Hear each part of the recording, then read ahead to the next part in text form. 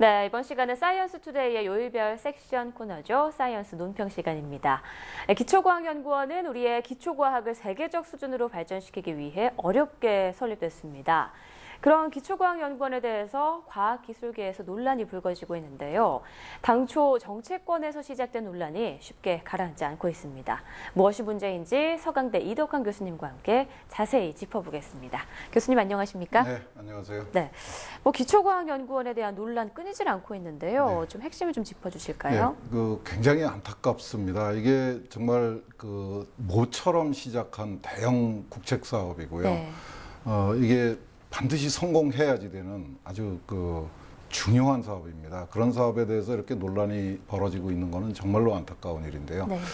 두 가지가 있습니다. 이게 태생적으로 기초과학 연구원이라는 것이 과학 비즈니스 벨트라는 걸로 시작해서 처음부터 이렇게 정치적인 논란이 좀 있었습니다. 네. 그게 이제 지금까지도 잘 가라앉지 않고 있는 문제가 있고요.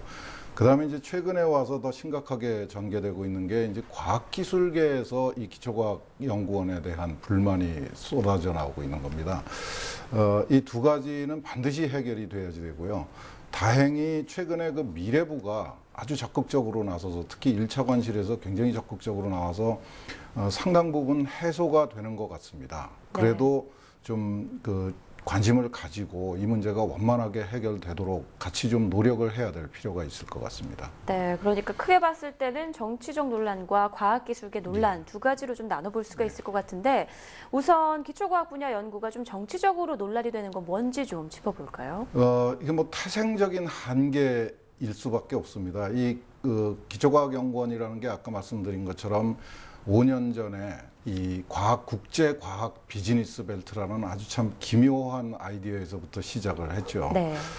그렇게 커지다가 보니까 이게 정작 중요한 기초과학에 대한 투자는 좀 어디로 없어져 버리고 네. 이 엄청난 예산이 투입될 거라는 기대하에 이 지역 균형 발전 정책의 특성이 더 강조됐던 것 같습니다. 네.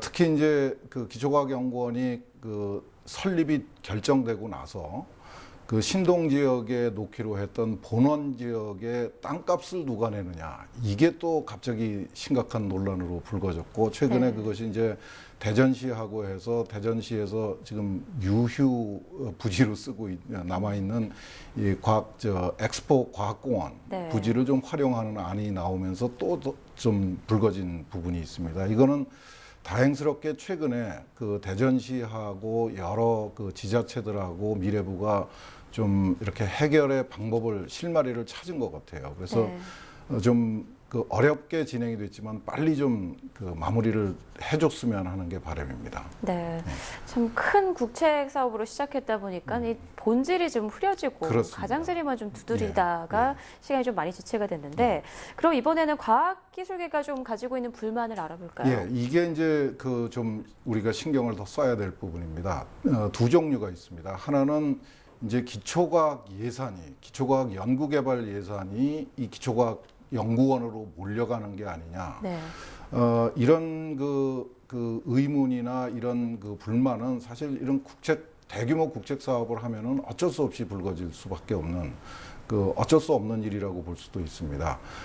이거는 이제 예산이라는 건 언제나 모자라기 마련이니까 받는 사람 입장에서는 특히 그렇죠. 기초과학계의 불만을 좀 다독거려주기 위한 정부의 노력이 있으면은 요거는 그렇게 어렵지 않게 해결을 할 수 있을 것 같습니다. 근데 좀 더 우리가 신경을 쓰고 관심을 가져야 될 부분은 이 기초과학연구원의 이 구성 과정에 대해서 조금 좀 의구심을 가지고 있거나 또 이렇게 석연치 않게 생각하는 과학기술계 과학자들이 많다는 것이 문제지요. 요거는 다행히 이제 미래부가 최근에 적극적으로 나서서 이 부분을 해명을 하고 있습니다. 그런데 이거는 어쩔 수 없이 기초과학연구원이 좀 더 이 문제에 대해서 신경을 쓰고, 물론 뭐 단장을 뽑고 조직을 만드느라고 바쁘겠지만은 네. 이 과학기술계를 설득하기 위한 노력에 기초과학연구원이 더 많은 신경을 써야 될 거다라고 봅니다. 네, 참 문제 해결, 갈등 해소를 위해서 미래부가 좀 힘을 많이 쓰고 있다라는 말씀해 주셨는데 그럼 기초과학연구원에서는 좀 어떤 변화를 주는 게 필요할까요? 우선 그 뭐 연구비 문제는 뭐 쉽게 해결이 될 수 있을 것 같습니다. 네. 그 이제 근원적으로 좀 해결이 어려운 것이 이제 그 연구단장, 기초과학연구원의 핵심 인력이죠. 그 연구를 기초과학 분야에 정말 노벨상을 위한 연구를 끌어갈 이 핵심 단장을 뽑는 과정이 우리 과학기술계의 합의보다는 뭔가 좀 이렇게 투명하고 공정하지 않다는 목소리가 계속 있어 왔습니다. 네. 이것도 뭐 어떻게 보면은 그 이런 대규모 국책 사업에서 인선을 하다 보면 나올 수 있는 어쩔 수 없는 잡음이라고 볼 수도 있겠지만은 그거보다는 좀 기초과학연구원이 더 적극적으로 대응을 해줬으면 싶고요. 네. 그다음에 그 단장을 선정하고 난 다음에 그 연구단을 구성하는 과정에 그 부분은 좀 더 그 기초과학연구원이 적극적으로 해명을 하고 이 투명한 절차를 만들고 하는 노력이 필요할 것 같습니다. 전체적으로 봐서 기초과학연구원이 물론 이제 다른 업무가 바빠서 그렇겠지만은 우리 과학기술계하고 소통하려고 그러는 노력이 좀 부족하지 않았나. 그래서 이런 이제 불만이 자꾸 쏟아져 나오는 것 같고 네. 이거를 그냥 두고 봐서는 안 될 거라고 생각합니다. 기초과학연구원의 모든 인력이 결국은 우리 과학기술계를 끌고 가야지 될 그 선도적인 입장에 있는 그 분들이거든요. 네. 그러니까 좀 더 우리 과학기술계에 대한 책임감, 의무감 이런 거를 좀 적극적으로 표현을 하고 우리 과학기술계와 함께 가겠다는 의지를 좀 보여줬으면 싶습니다. 네. 참 우여곡절도 많고 좀 어렵게 만들어진 기초과학연구원 그 책임감도 말씀하신 것처럼 좀 무겁고 부담도 어느 정도 있을 것 같은데 무엇보다 목표가 좀 노벨상이 또 아니겠습니까? 예, 기초과학연구원. 그거는 좀 기초과학연구원 쪽에서 좀 노력을 해서 네. 조금 바꿔줬으면 싶습니다. 올해 노벨 과학상의 경우에서 봤듯이 노벨상을 받기 위해서 필요한 시간이 올해 노벨상의 경우에는 무려 50년이 걸린 경우도 있었습니다. 그렇죠. 그러면 그런 경우를 근거로 하면은 이 기초과학연구원이 노벨상을 받게 되는데 50년이 걸릴 수도 있는 거거든요. 네.